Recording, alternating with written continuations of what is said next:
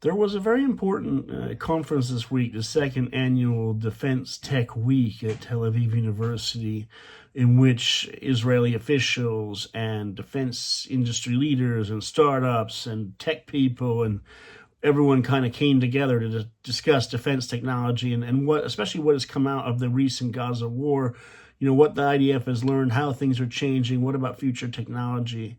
And some of the discussion focused on, drones or autonomous systems or robotics in war.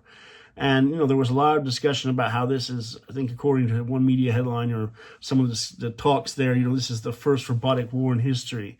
That would follow the fact that we've heard in the past about previous Gaza conflicts. It's the first AI war and other types of things. So clearly technology is underpinning, a lot of what happened in the Gaza war, but also a lot of what's happening in wars around the world now, like Ukraine. So, the use of more drones in places like Ukraine or Gaza, exponential increase in drone warfare, and also the exponential increase apparently in, robotic warfare on the ground. So, unmanned ground maneuvering vehicles and things like that, which can supply logistics or can use AI, artificial intelligence, to do route finding and all sorts of things.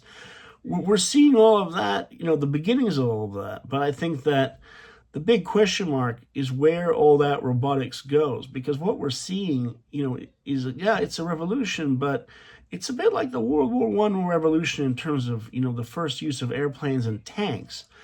Yes, it was used in the First World War, but it took many decades until it kind of, grew to maturity in the Second World War and beyond. So the robotics and war question is interesting, but the big question I think you'd see from the Gaza war is, well, if the robotics have transformed warfare and autonomous systems, then why wasn't the Gaza war, fought faster? Why was there so much destruction in Gaza? Because actually the levels of destruction in the recent Gaza war and the number of casualties on both sides were unprecedented in terms of all the Gaza wars since 2006. So if robotics are transforming it, how are they transforming it? Are they making war worse? Are they making it better? I mean, are they reducing casualties, reducing the level of destruction? They certainly don't seem making war faster, because the Ukraine war has not been fast, and neither has Gaza. So if you go back and you say, well, the 1967 war, though, that took 6 days.